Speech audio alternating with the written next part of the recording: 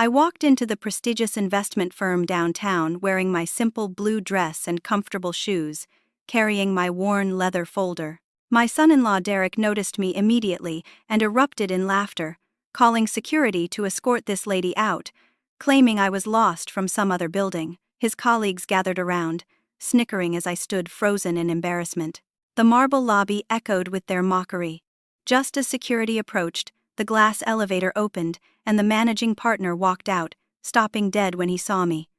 "Mrs. Harrison, your $20 million portfolio transfer has been approved.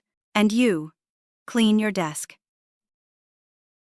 Standing there in that gleaming lobby, watching Derek's face drain of color, I thought back to 6 months ago, when everything changed. My husband Frank passed away after 50 beautiful years of marriage, leaving me with more than just memories and grief.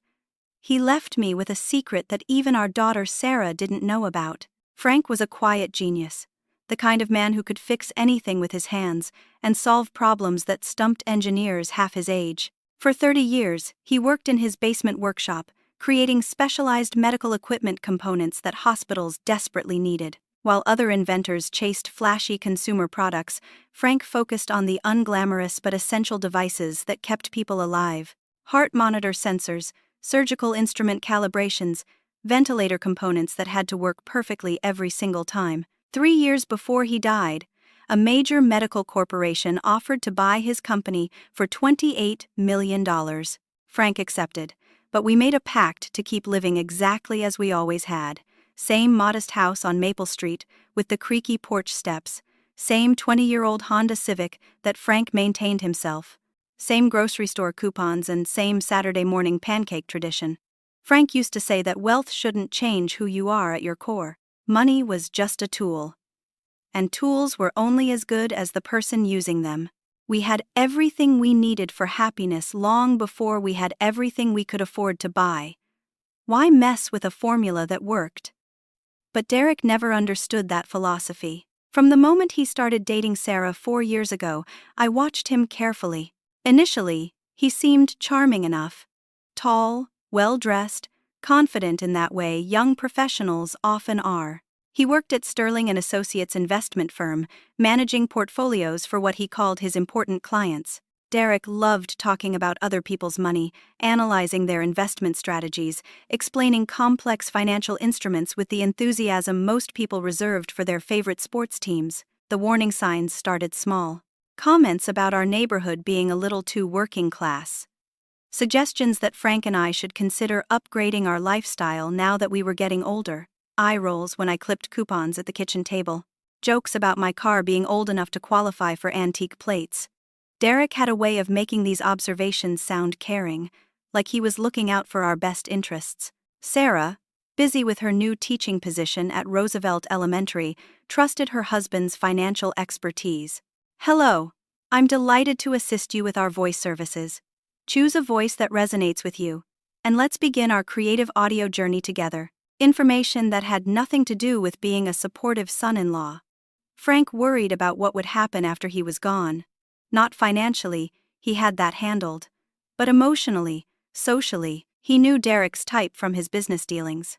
Smooth talkers who saw opportunities where others saw relationships. People who calculated the value of every interaction and adjusted their behavior accordingly. That's when Frank made his decision about the investment firm. He had been friends with James Wellington since their MIT days 40 years ago. James had gone into finance while Frank pursued engineering, but they maintained their friendship through decades of Christmas cards, occasional dinners, and shared memories of college adventures. James now ran Sterling & Associates, the same firm where Derek worked. Frank chose Sterling & Associates deliberately. He wanted James to handle my financial transition, but more importantly, he wanted someone trustworthy keeping an eye on Derek's behavior. Frank transferred our assets into a trust structure that would mature 6 months after his death, giving me time to grieve before making major decisions. Frank's final request was simple but profound. If Derek ever showed his true colors, if he ever tried to manipulate me or Sarah regarding financial matters, James should intervene. My husband was protecting me from a battle he knew I might have to fight alone. Sitting in those long hospital nights, Frank and I planned for scenarios we hoped would never happen. But Frank was thorough in everything he did, from designing medical equipment to safeguarding his family. He taught me that preparation wasn't pessimism, it was love in action. The loneliness after Frank's funeral was overwhelming. 50 years of shared decisions suddenly became my responsibility alone. Derek's comments about my capabilities became more frequent and pointed. Maybe I should consider a financial advisor. Perhaps living alone wasn't the safest option. Wouldn't it make sense to simplify my affairs while I was still thinking clearly? These suggestions felt caring on the surface, but they carried an undertone that made me uncomfortable. Derek was positioning himself as the logical person to help with decisions I was supposedly struggling to make on my own. He never directly offered to manage anything, but the implication hung in every conversation. That's why I decided to visit Sterling and Associates today. Not as B. Harrison, widow and mother-in-law, but as a potential client seeking financial services. I wanted to see how Derek treated someone he perceived as vulnerable and unimportant. I needed to know who my daughter had really married. What I discovered over the following weeks was far worse than simple greed.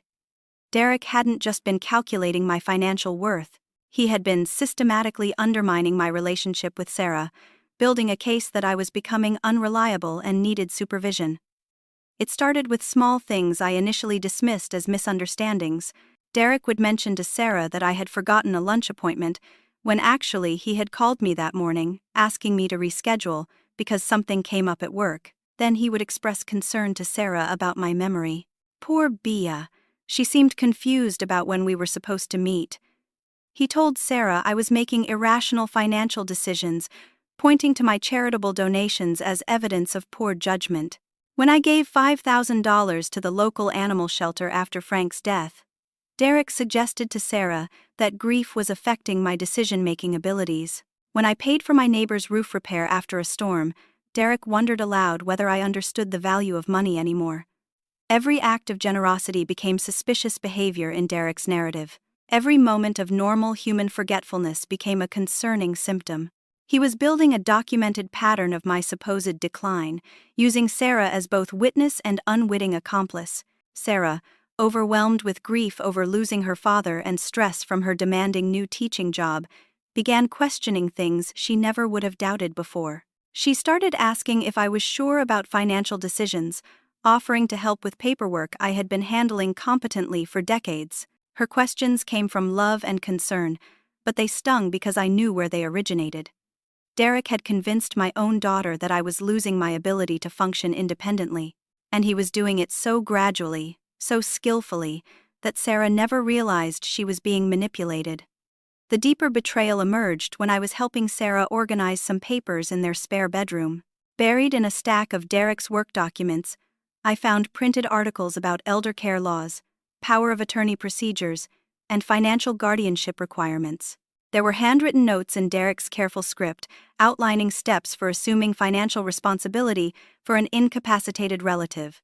My blood ran cold reading those notes. Derek wasn't just hoping to influence my decisions, he was researching how to legally take control of them.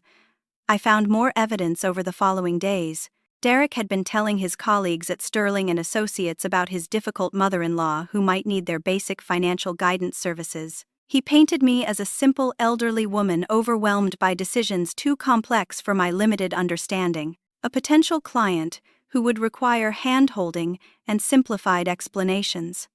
The picture became clear. Derek planned to position himself as my concerned advocate, shepherding me toward financial advisors who would manage my assets while treating me like a child. He would be the reasonable voice protecting his vulnerable mother-in-law from her own poor judgment, and he would ensure that those advisors included him in every major decision. Sarah had no idea she was being used as a character witness in Derek's elaborate scheme. When she expressed normal worry about her recently widowed mother, Derek amplified those concerns into evidence of my incompetence. When she mentioned my charitable giving or my simple lifestyle, Derek twisted those details into proof that I couldn't handle financial responsibility. The most heartbreaking part was watching Sarah doubt herself when her instincts told her I was fine.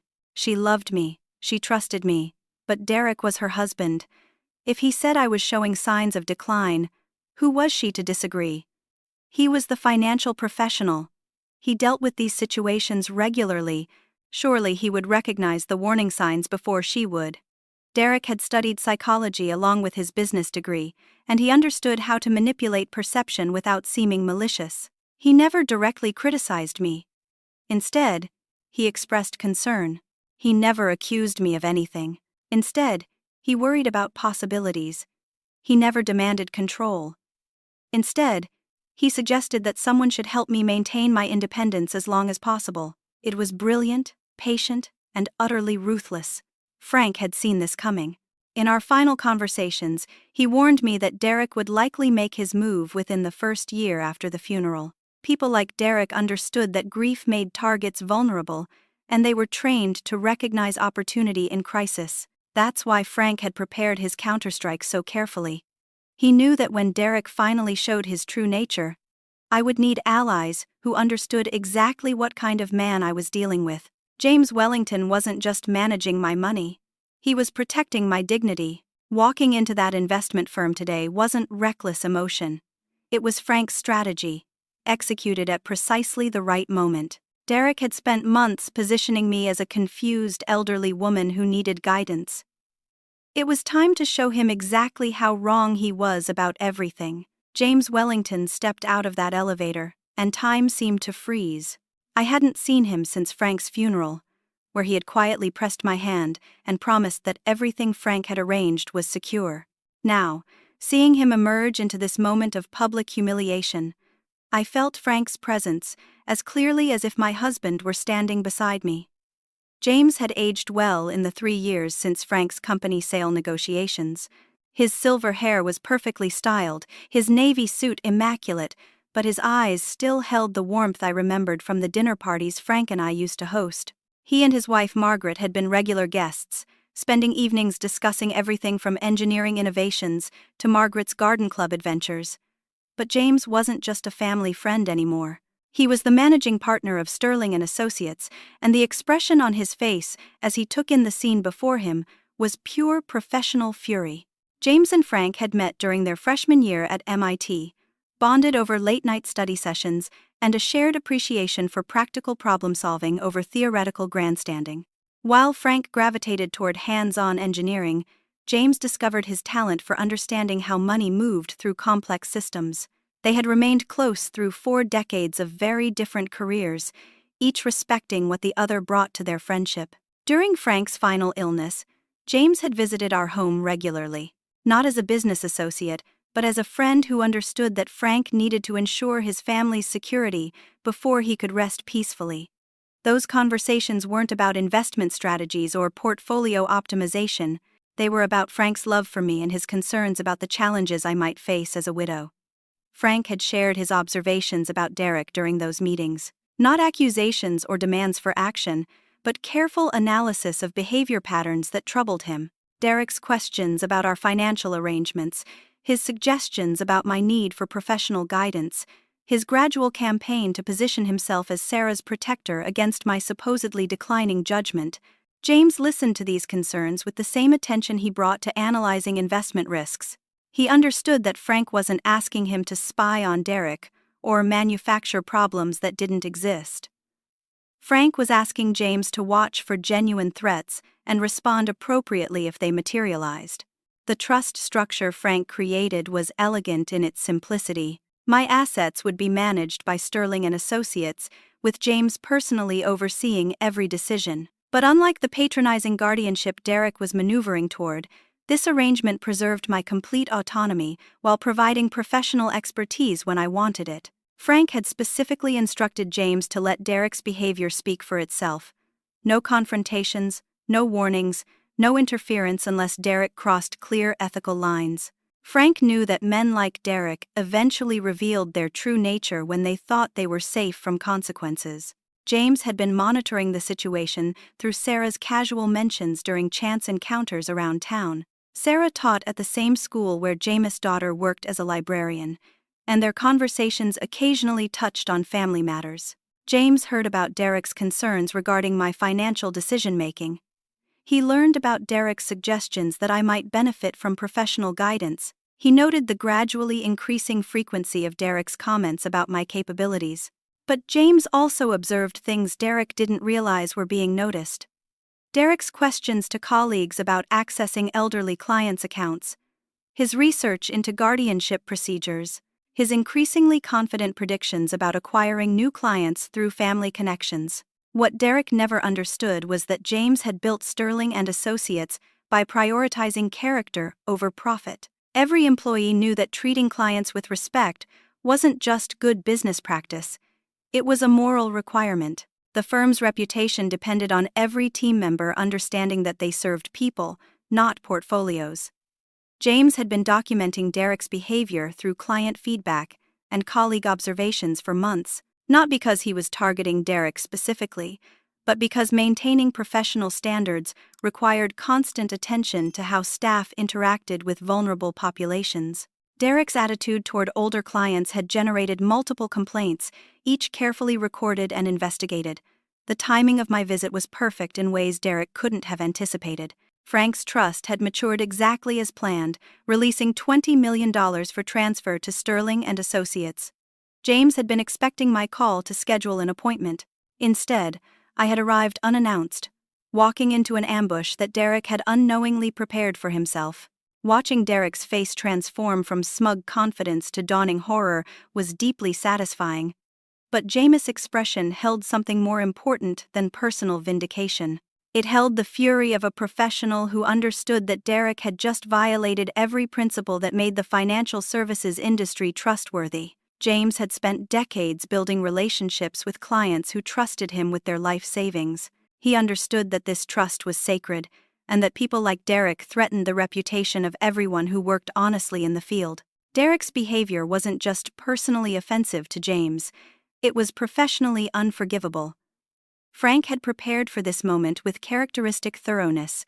He knew that Derek would eventually reveal his true character in a way that couldn't be explained away or rationalized. And he knew that when that moment came, James would have both the authority and the moral obligation to respond decisively. Standing in that marble lobby, watching James' controlled anger as he processed what he had witnessed, I felt Frank's love protecting me one final time. My husband had understood Derek better than Derek understood himself, and now Derek was about to learn exactly how costly his miscalculation had become. James' voice carried across that marble lobby with the authority of someone accustomed to commanding rooms full of powerful people. Mrs.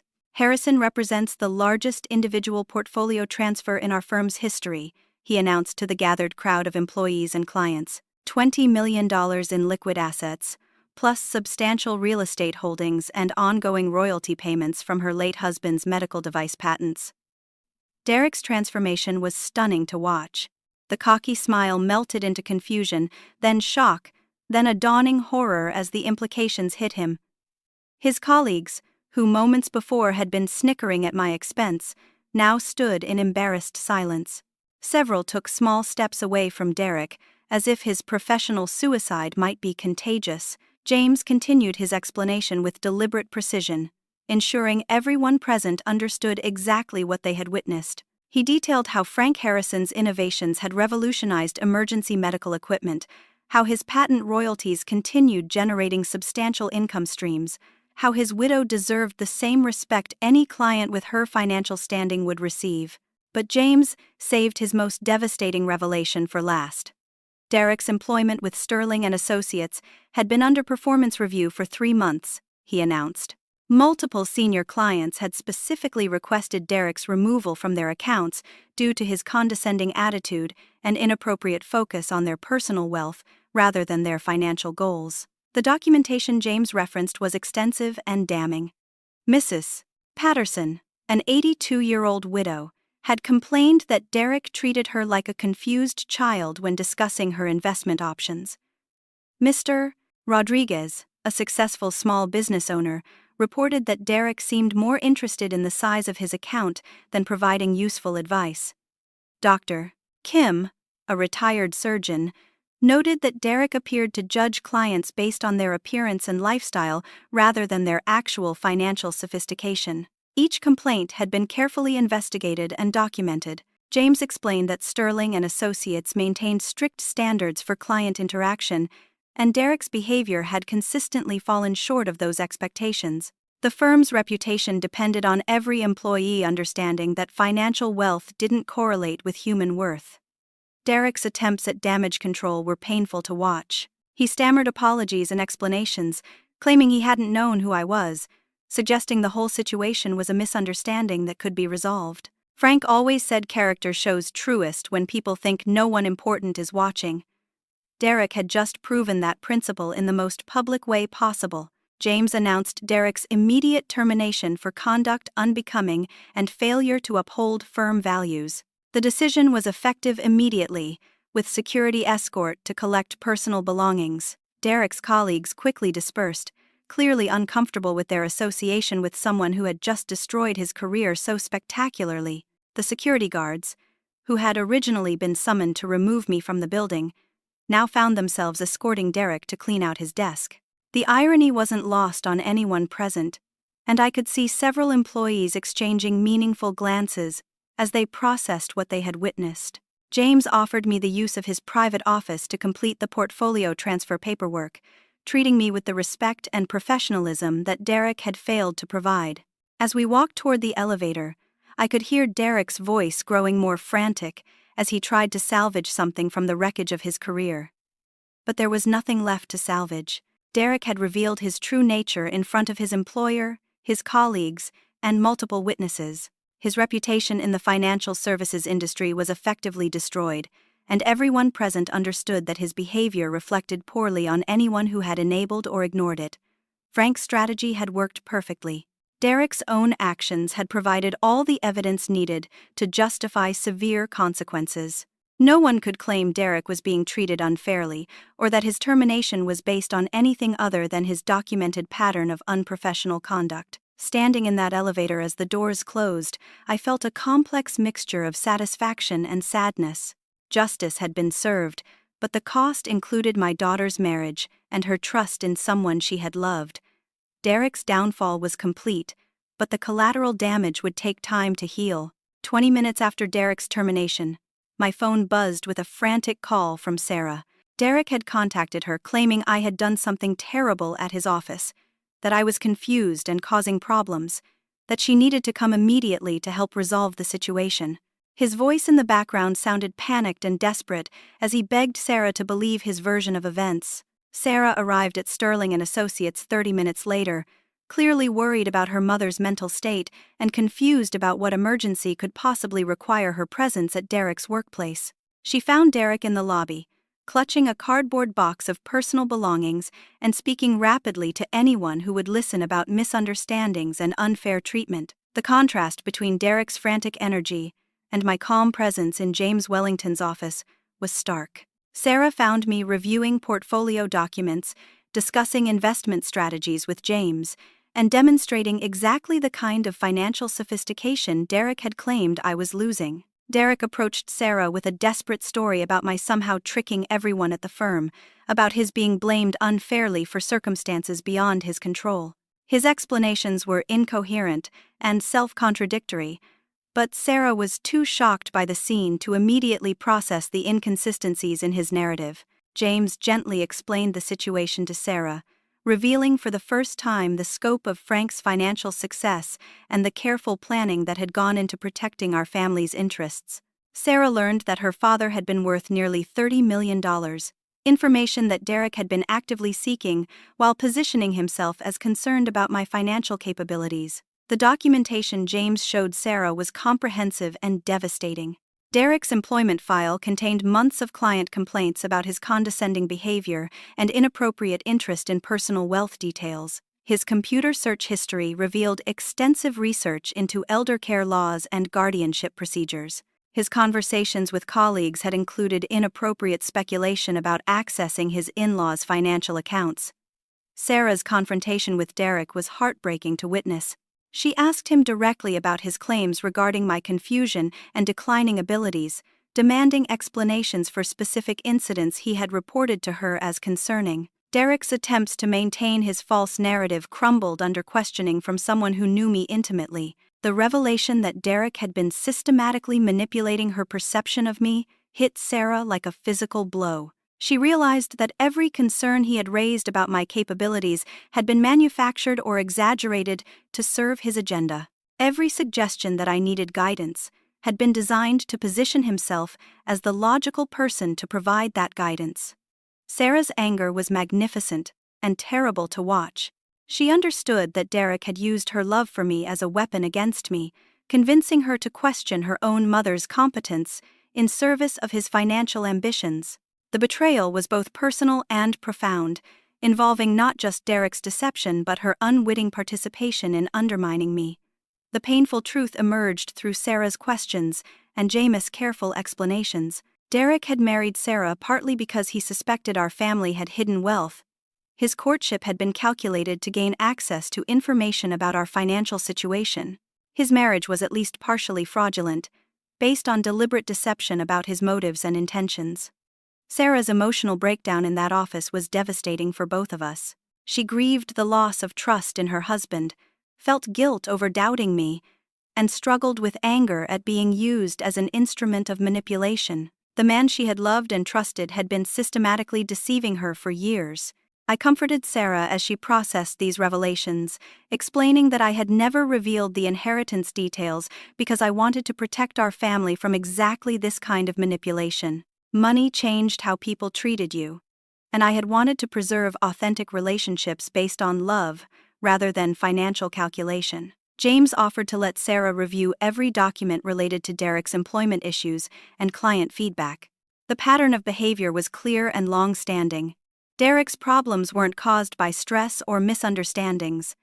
They reflected his fundamental attitude toward people he perceived as vulnerable or unimportant. Sarah made the decision to file for divorce that afternoon, understanding that her marriage had been built on deceptions that couldn't be repaired through counseling or forgiveness. Derek's behavior represented a character flaw too deep to address through normal relationship solutions. The conversation in Jameis' office lasted 3 hours, covering financial details, legal implications, and emotional processing that would continue for months. But the essential facts were clear. Derek had revealed his true nature through his own actions, and the consequences would reshape our family's future in ways that would ultimately strengthen our bonds. Frank's protective instincts had been proven correct. His planning had safeguarded not just my financial security, but my relationships with the people who truly mattered. Derek's scheme had failed completely, destroying only himself in the process. 3 days after his termination from Sterling and Associates, Derek made one final, catastrophic attempt to salvage his plans. Unable to accept that his scheme had been completely exposed, he consulted with a lawyer named Bradley Hoffman, whose practice specialized in what he euphemistically called elder advocacy cases. Derek's strategy was audacious in its desperation. He planned to file for emergency guardianship evaluation, claiming I was showing signs of severe cognitive decline and shouldn't be allowed to control large financial assets without supervision. His narrative painted me as a vulnerable elderly woman whose recent irrational behavior suggested possible dementia or other age-related mental incapacity. Hoffman explained the legal requirements for such a claim, emphasizing the need for documented evidence of financial irrationality or cognitive impairment. Derek provided a carefully crafted list of supposed incidents demonstrating my declining judgment: missing appointments, confusing conversations, impulsive charitable donations, and resistance to reasonable financial guidance from concerned family members. Derek's fabricated timeline painted a picture of accelerating decline following Frank's death. According to his statement, I had become increasingly paranoid about money, making erratic decisions about charitable giving, and displaying hostility toward family members who tried to help. He positioned himself as the concerned son-in-law who had tried to address these problems privately before reluctantly seeking legal intervention. The documentation Derek provided included dates, times, and detailed descriptions of behaviors that had never occurred. He claimed I had forgotten Sarah's birthday, when actually I had sent her flowers and called her at work. He alleged I had made inappropriate comments to neighbors about financial matters, conversations that existed only in his imagination. Derek's most serious fabrication involved a claim that I had threatened him during a family dinner, suggesting that grief had made me volatile and unpredictable. This allegation was designed to support his argument that I posed a risk to myself and others through my supposedly impaired decision-making abilities. Hoffman filed the emergency petition with Adult Protective Services, requesting immediate evaluation of my mental capacity and temporary suspension of my access to large financial accounts pending a competency hearing. The petition included Derek's sworn statement and a recommendation that a neutral financial guardian be appointed to protect my interests until my condition could be properly assessed. Derek's critical mistake was underestimating James Wellington's thoroughness and professional connections. James had anticipated exactly this kind of desperate maneuver and had already contacted colleagues in the legal community about Derek's likely next steps.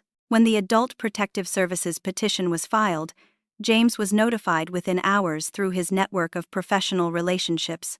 The investigators assigned to Derek's complaint arrived at my home expecting to find an elderly woman showing signs of cognitive impairment and possible financial abuse. Instead, they found me articulate, well-informed, and completely prepared for their visit.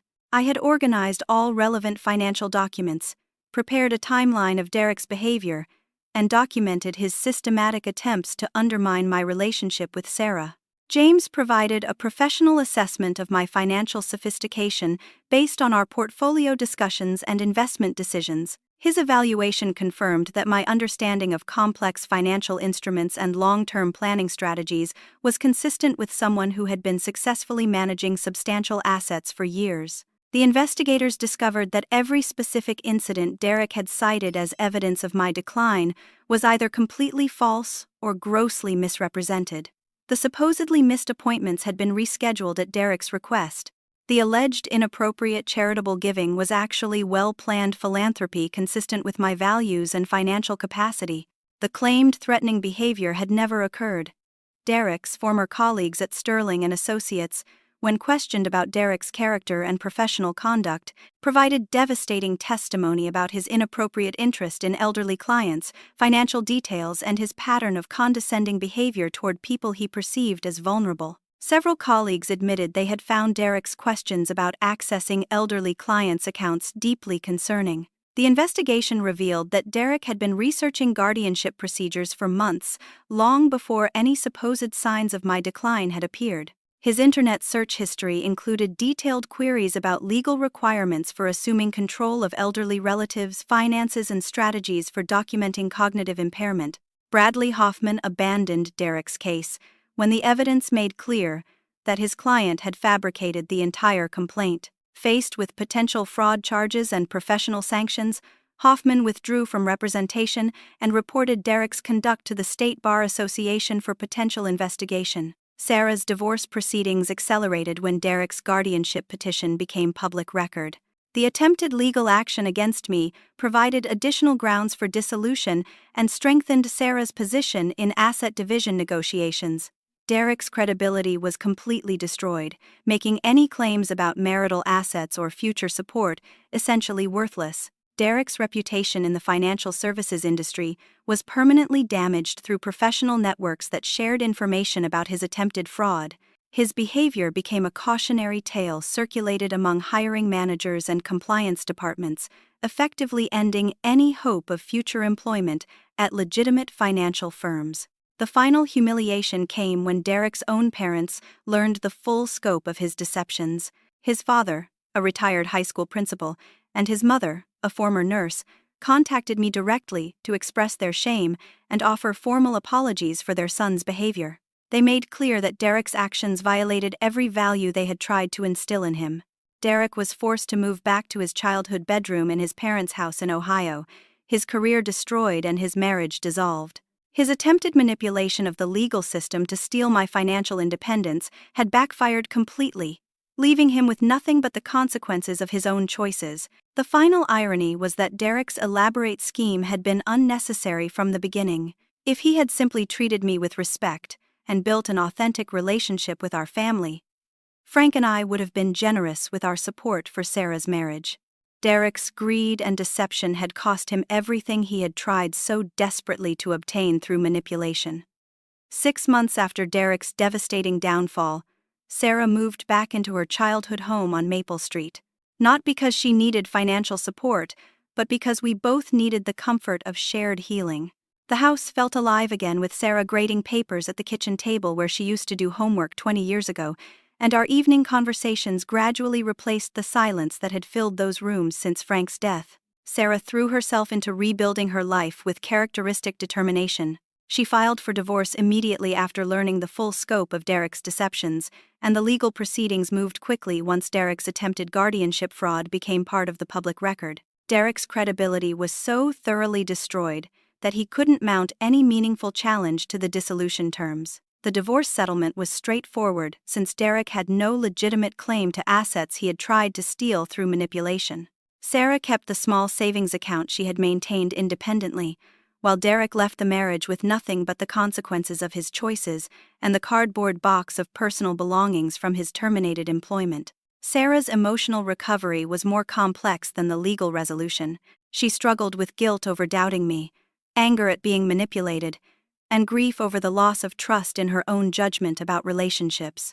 We spent many evenings talking through these feelings, with Sarah gradually understanding that Derek's deception had been sophisticated and deliberate.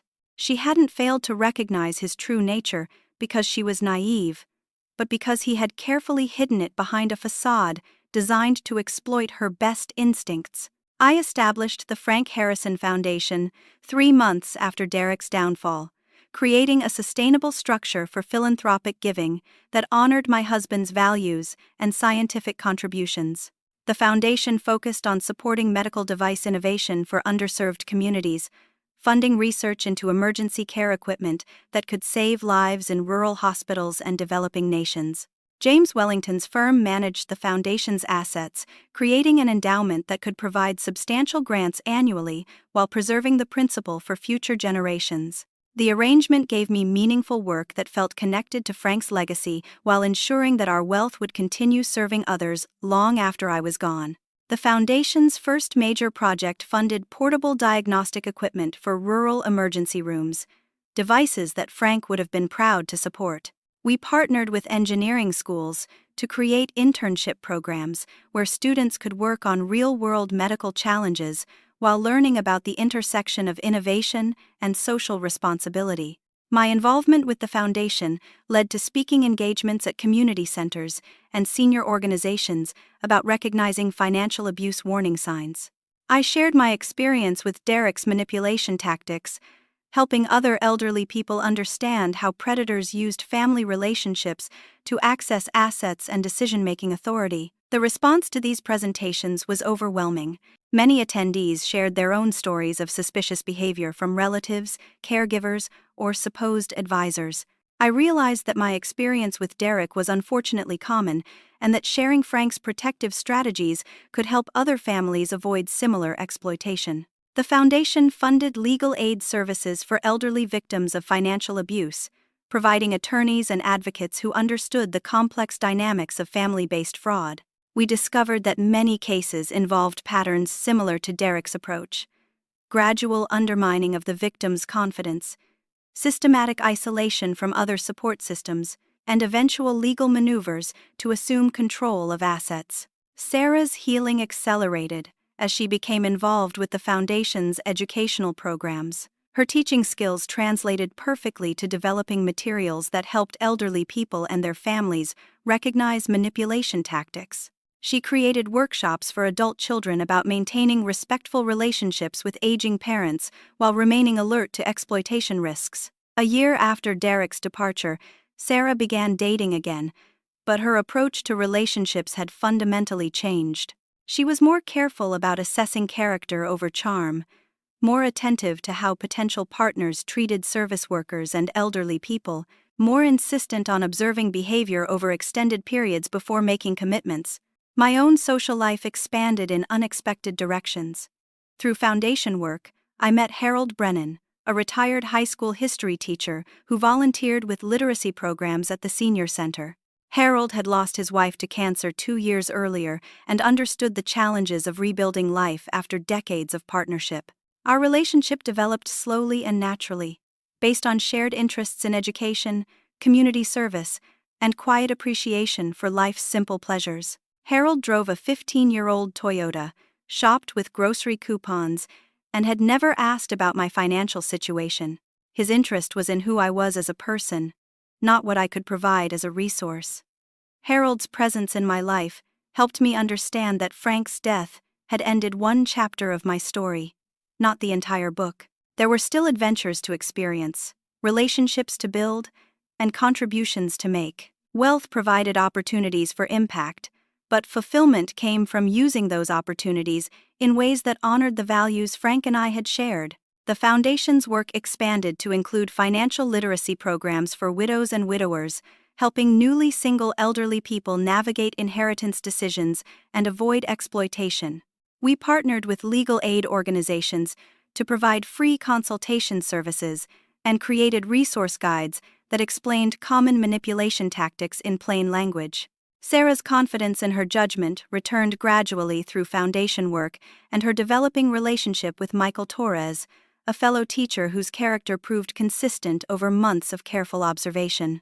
Michael treated me with genuine respect, never asked about my finances, and earned Sarah's trust through demonstrated kindness rather than calculated charm. The contrast between Michael and Derek was instructive for both of us. Michael's interest was in Sarah's happiness, not her family's resources. He supported her foundation work because it mattered to her, not because it might benefit him. His behavior was consistent whether he thought anyone important was watching or not. Frank's wisdom about character revealing itself in unguarded moments had proven prophetic. Derek's true nature emerged when he thought he was safe from consequences, while Michael's character showed itself in small kindnesses and consistent respect. The difference between calculated behavior and authentic character became clear through extended observation. 2 years after Derek's downfall, Sarah and Michael became engaged. Their relationship was built on mutual respect, shared values, and genuine affection that had developed naturally over time. Michael understood that Sarah came from a family with financial resources, but his interest was in building a life together based on love rather than economic advantage. The foundation had grown to support medical research, legal aid, financial literacy, and elder abuse prevention programs across 3 states. Our work generated dozens of success stories from people who had avoided exploitation or escaped from abusive situations through education and legal support. My final reflection on this entire experience centered on Frank's greatest gift to our family. Not the financial security, though that was important, but the wisdom to use resources authentically according to deeply held values. Frank taught me that wealth without character was meaningless, but character without resources to act on it limited positive impact. Derek's downfall illustrated the destructive power of greed without ethics. His sophisticated manipulation tactics had ultimately defeated him because they were built on lies that couldn't be sustained under scrutiny. His calculated approach to relationships had left him isolated when he most needed support. The lesson for other families facing similar challenges was clear. Trust your instincts about character, document concerning behavior, seek professional guidance from trustworthy sources, and remember that authentic love never requires surrendering your autonomy or dignity. Standing in the senior center classroom where I now taught financial literacy workshops, I understood that Frank's greatest legacy wasn't the medical devices he invented or the fortune he accumulated. It was the principle he lived by and taught me to embrace. Money doesn't change who you are, it reveals who you've always been. The blessing isn't having wealth, it's knowing what to do with it when you do. Frank and I had learned that lesson together, and now I was passing it on to others who could use wisdom purchased through experience to protect themselves and their families from people like Derek. Sarah and I had emerged stronger from this trial, our relationship deepened by shared adversity and mutual support. The foundation continued Frank's work of saving lives through innovation and service, and somewhere in Ohio, Derek faced the consequences of choices that had revealed exactly who he had always been beneath his carefully constructed facade. Frank used to say that character shows truest when people think no one important is watching. Derek had proven that principle in the most public and devastating way possible. But the same principle had revealed the authentic goodness in James Wellington, Harold Brennan, Michael Torres, and countless others who treated people with respect regardless of their perceived importance or wealth. That's the lesson I want to leave with anyone who has faced similar challenges or might encounter them in the future. Trust your instincts about character, value authenticity over charm, and remember that true wealth lies not in what you own, but in who you choose to become and how you choose to treat others along the way. Have you ever experienced manipulation from someone you trusted? And how did you recognize the warning signs? I'd love to hear your thoughts and experiences in the comments below. If this story resonated with you, please give it a like to help others find it, who might need to hear this message. Don't forget to subscribe for more stories about resilience and family strength, and please share this with anyone who might benefit from understanding how financial predators operate and how to protect against them. Thank you for listening to my story, and I hope it brings you wisdom, strength, and the confidence to trust your instincts when something doesn't feel right. Remember, your worth as a person has nothing to do with your bank account, but everything to do with how you treat others when you think nobody important is watching.